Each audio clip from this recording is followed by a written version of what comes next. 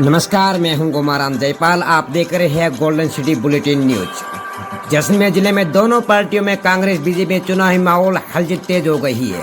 वही जैसलमेर से बात की जाए तो कांग्रेस उम्मीदवार द्वारा अपने कार्यों को आगे रखकर पार्टी से भी मांगा था टिकट, और वही अभी चुनाव प्रचार में भी जनता के सामने किए कार्य पेश कर मांग रही है समर्थन। वही रूपाराम मेघवाल का पक्ष मजबूत देख जैसलमेर कांग्रेस की दिग्गज महिला नेत्री सुनीता भाटी ने छोड़ा कांग्रेस का हाथ। टिकट नहीं मिलने पर छोड़ी थी पार्टी। बीजेपी प्रदेश ने आज करवाई बीजेपी ज्वाइन।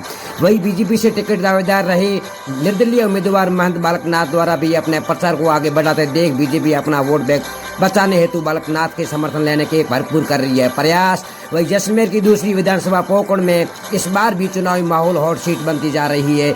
यहाँ इस बार भी दोनों धर्मगुरुओं के बीच टक्कर देखी जा रही है, जिसमें दोनों ही धर्मगुरु हिंदू मुस्लिम की जनता को साधने के लिए अलग अलग प्लान बनाए जा रहे हैं। कांग्रेस उम्मीदवार साले मोहम्मद द्वारा हिंदुओं को साधने के लिए बाबा रामगिरी को लाकर हिंदुत्व छवि पेश करने का प्रयास किया गया। वही बीजेपी द्वारा मुस्लिम वर्ग मौलवियों को मंच देकर मुस्लिम समाज के लोगों के प्रति सहानुभूति पेश करने का प्रयास किया। इस सभी में साले मोहम्मद की नामांकन रैली में पोकरण विधानसभा में कांग्रेस प्रत्याशी साले मोहम्मद की नामांकन रैली में आए संत रामगिरी महाराज पर इस क्षेत्र में लोगों में गलत आरोप भी लगाए थे, जो चर्चा का विषय बना रहा। उसी आरोपों को लेकर आज महंत रामगिरी ने एक वीडियो सोशल मीडिया पर जारी किया, जिसमें धमकाने के आरोप बोले मुझे भाजपा के लोग कर रहे हैं परेशान या बदनाम, मेरे ऊपर एक मुकदमा वो भी झूठा है। पोकरणवासी ऐसी अफवाह पर ध्यान न दे, भाजपा में संत है परेशान इसलिए मैंने छोड़ी है भाजपा। आइए संत रामगिरी द्वारा जारी वीडियो को सुने। ठीक है। जय श्री राम, जय गौ माता। मैं एक सभी हिंदूवादी भाइयों और सनातन धर्म वालों को सबको एक मैं सूचना और एक बात का खंडन करना चाहता हूं। मैंने बीजेपी छोड़ के और कांग्रेस पार्टी में आया और एक सनातन धर्म के आदमी का मैंने समर्थन किया और स्टेज पे जाके उनका समर्थन करने से पूरे राजस्थान में हलचल मच गई। जो जातिवाद करने वाले हैं, ईर्ष्या करने वाले हैं, उन्होंने एक बहुत बड़ा बवंडर बना के मेरा एक 2021 का झूठा मुकदमा है। मैं उस मुकदमे की आपको पूरी डिटेल बताना चाहता हूं। ये रियल में क्या हुआ, किशोर एक सावंत नाम के दो यहाँ बाड़मेर में कोई नौकरी करते हैं, उन्होंने रियल में पैसे मेरे छोटे भाई रमेश और भांजा अशोक उन दोनों को ब्याज पे दिए थे, और पढ़ने वाले लड़कों को ढांचे में लेके उन्होंने 7 लाख रुपए, 1 लाख का पर डे का 1000 रुपए, यानी 7 लाख का डेली का 7000 रुपए वो ब्याज भरते थे। इस ब्याज के आधार पे दिए थे और वो पैसे कई महीनों तक उन लड़कों ने वो पैसों का ब्याज भरा। तो एक दिन मेरे को पता चला कि डेली कभी 5000 10,000 लड़के ले जाए। तो मैंने उनको पूछा, बोला भाई ये पैसे 7-10 हजार 20-15 हजार ले जा रहे हो, किसको दे रहे हो, क्या कर रहे हो, इतना डेली खर्चा कहाँ से हो रहा है। तो उन लड़कों को मैंने थोड़ा धमकाया। तो रमेश ने कहा कि हमारे से एक बहुत बड़ी भूल हो गई, हम किसी लालच में आ गए और हम कोई धंधा करना चाहते थे और बात किया। और वो सावंत और किशोर हमारी बहन के मकान में भाड़े पे रहते थे। इसके आधार पे उन मामा और भांजों की पहचान हो गई। तो सावंत और किशोर दोनों ने उन लड़कों को, अब युवा है 10वीं क्लास में पढ़ने वाले लड़कों को, परिवार को किसी को पूछा नहीं और उनको पैसे दे दिए 7 लाख रुपए ब्याज पे। तो वो मैटर चला। तो मेरे को पता चला तो मैंने लड़कों को धमकाया। फिर मैंने कहा कि भाई कितने पैसे, तो बोला 7 लाख रुपए हमारे खाते में ट्रांसफर हुए हैं, और जिस खाते में ट्रांसफर हुए वो खाते में ट्रांसफर वापिस भी मैंने पैसे कर दिए थे। फिर वो कई महीना तक बाद में ये बात बुझ गई और मैं मेरे काम में लगा गया। 8-9 महीना के बाद में मैं राजस्थान आया हुआ था और मेरे ही गांव ढाणी, तो वहां पुलिस वालों का फोन आया कि रामगिरी जी महाराज आपके ऊपर कोई मुकदमा हो गया। मैं बोला किसने किया मुकदमा?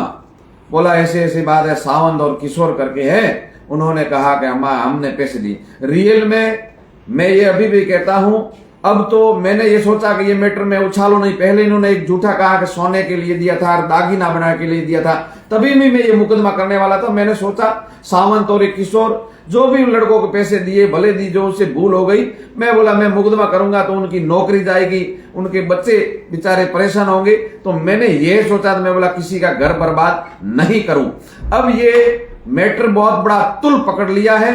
40-45 साल की मेरी उम्र हो गई है। इस उम्र के अंदर प्रशासन कहीं भी भारत में जांच कर ले, मेरे ऊपर कोई मुकदमा है ही नहीं और कोई मुकदमा था। मैंने ऐसा गलत काम करने वाला होता तो मेरे ऊपर और भी मुकदमे होंगे।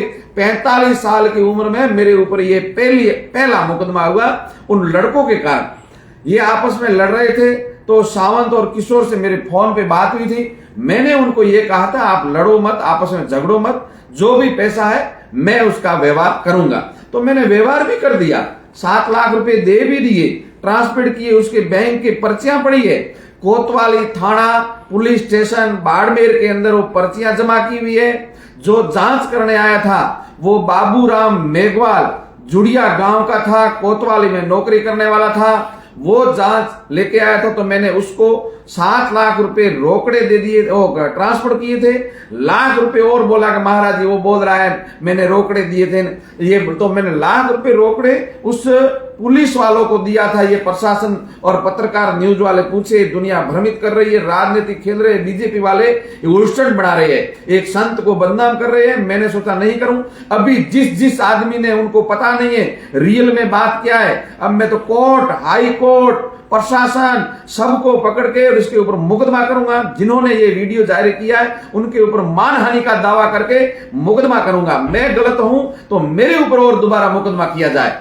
तो ये बात थी। 7 लाख के जगह उन्होंने दोबारा क्या कि हाई कोर्ट के अंदर किसी के कहने से कोर्ट के अंदर सोने का नाम लेके मुकदमा किया 4 लाख का। उस मुकदमे में मैं जेल भी जाके आया, मैं 2-3 दिन जेल रहा, मैंने मेरी जमानत कराई और उनको वो आए थे जब मैं जेल चला था, तब वो आए थे, तब वो जेलर से मिले थे। तो जेलर ने कहा कि महाराज जी आपने जो पैसों का जो मुकदमा किया है वो आदमी आए किशोर और सावंत। मैं बोला क्यों आए? बोला वो कह रहा है महाराज जी को बोलो समझौता कर दे तो हम केस वापिस ले लेते हैं। मैंने बोला अब जो आदमी लेडीज का पति मर जाता है उसको राणी बोला जाता है, और राण को या विधवा को। अब उसका पति मर गया, इसने मेरे ऊपर मुकदमा ही कर दिया, तो अब मैं समझौता क्या करूं, मैं केस लड़ूंगा? तो बोला नहीं, उसने बोला है कि मुकदमा वापिस ले लें, पैसा दे दें। तो मैंने जेलर साहब को भी बोला था, वो जेलर साहब चौधरी है, उनको भी पूछा जाए भले। मैंने बोला आप उनको ये बोलना कि महाराज जी ने ये बोला पहली बार तो पैसा मेरे को तेने दिया नहीं, मैं तो इसको जानता भी नहीं था किशोर और सावंत को। उनको बोलो वो मेरे को मान ली भगवे कपड़े पहने तो उसको पता चल गया भगवा कपड़ा है। मैं ऐसे भगवे कपड़े में नहीं, दूसरे कपड़े में सामने बिठा दो तो पहचान ले, तो मैं 1 करोड़ रुपए इसको इनाम देने के लिए। मैंने किशोर से मैं कभी न मिला, न सावंत से मैं मिला। उसने एक मेरे भाई और छोटे भाई और भांजे को पैसा दिया था। मैंने ये मैटर में बोला न बढ़े, फिर भी मैंने 7 लाख दिए, लाख रुपए पुलिस वालों को दिए। पुलिस वाले ने उनको दे दिया, भैया आपके जो रियल में पैसे आए वो महाराज जी ने दे दिया। वो केस उन्होंने पूरा भी कर दिया था। फिर उन्होंने कोर्ट में मुकदमा किया ये 5